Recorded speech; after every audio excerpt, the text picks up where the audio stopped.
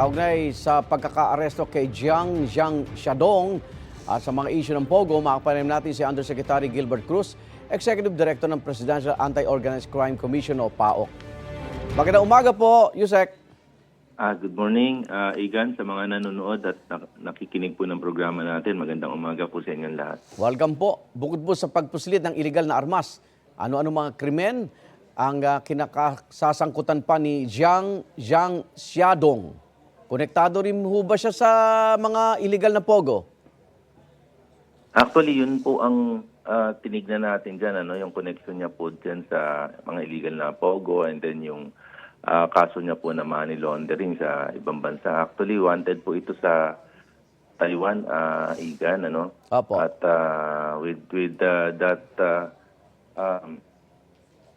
yung dokumento pong hawak namin, yung pagkakasangkot niya nga po sa iba't ibang krimen sa Taiwan, yun po yung hawak natin, kaya natin siya inaresto. Wanted si Jiang sa Taiwan, sabi niyo po. Anong kaso niya roon? Meron po siya yung mga fraud, Igan, Opo. kaso. At bukod pa po doon, may warrant po siya dito, yung involvement niya po sa gun running activities. Oo. Oo. So ano pong plano rito ng ating gobyerno? Ipadedeport ba siya o haharapin niya muna yung kaso rito sa Pilipinas? May kaso po siya rito, so malamang po harapin niya muna po yung kaso niya rito dito sa Pilipinas. At of course, yung kaso niya po sa Taiwan o sa ibang bansa po, Opo. after na po na ma-serve niya po yung kaso niya dito sa atin. Paano po siya nakapasok sa Pilipinas? Mukhang paborito tayo ng mga kriminal.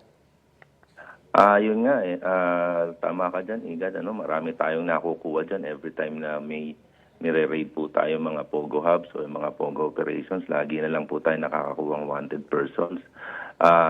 Kung mare-recall nyo po, yung nire-raid po nating isang online gaming, Opo. may nakuha po tayong isang wanted naman na galing naman po ng Indonesia, kung saan po ito po ay involved sa almost 3 billion peso na money laundering. So napakalaki kung tapos nung turnover nga po natin ito sa Indonesia, parang ito ay napakalaking kaso para sa kanila. Oo. Puntahan po natin yung issue ng Pogo. Mag-expire na po yung mga lisensya nila sa linggo, December 15. So mula December 15, tuluyan na pong magsasarayan hanggang December 31. Kamusta na ho ang ating monitoring? Tama yun, Igan. Actually, yung mga nasa monitoring po natin, yung mga may dating mga lisensya na IGL, yung mga dating may lisensya ng Pogo, Opo.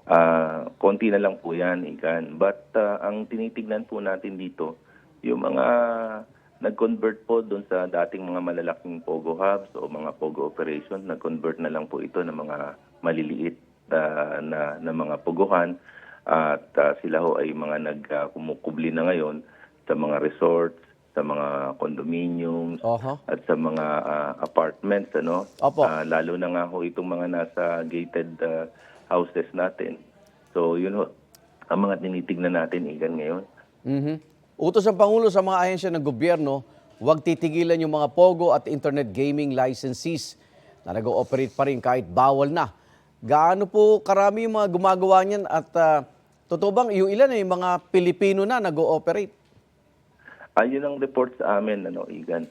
Although, ang isa pa sa report namin, parang gumawa na sila ng paraan na, na yung mga Pilipino nag-ooperate, but sinusupervise sila ng mga foreign nationals na ito po ay nag-work na magkahiwalay sila. Kaya kung mahuli man itong mga Pilipino na to, nakahiwalay po yung mga bosses nila.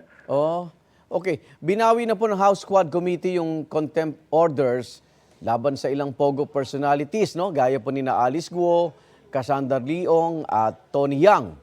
Hindi ho ba maapektuhan yung mga hakbang nyo laban sa mga taong ito, Yusek? Hindi naman po. Sa amin naman po, may mga kaso pa rin naman sila. So, they have to face o kung kailangan ayusin pa rin nila yung kaso nila para makalabas sila ron sa jail. Yung binawi lang naman po yung contempt ng Quadcom, ano. So, yun lang naman po. But may mga kaso pa rin po sila, kabayan. So, hindi pa rin po sila kaagad-agad makakalabas. Okay. Maraming salamat, PAOK Executive Director Yusek Gilbert Cruz. Ingat po kayo. Thank you po, Igan. Thank you po. Igan, mauna ka sa mga balita, mag-subscribe na sa GMA Integrated News sa YouTube para sa iba't ibang ulat sa ating bansa.